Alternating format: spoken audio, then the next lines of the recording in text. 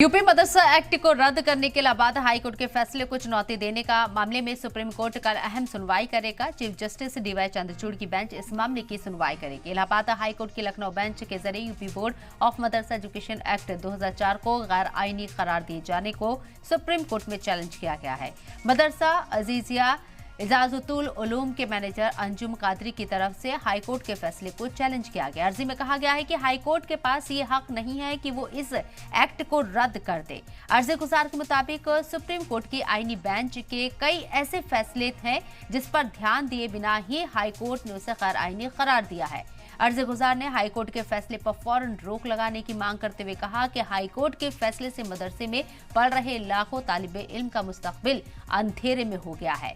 वाज़ेह रहे कि इलाहाबाद हाईकोर्ट की लखनऊ बेंच ने बड़ा फैसला सुनाते हुए UP board of Madrasa education act 2004 को गैर आईनी करार दिया था। कोर्ट ने कहा ये एक्ट सेकुलरिज्म के प्रिंसिपल के खिलाफ है।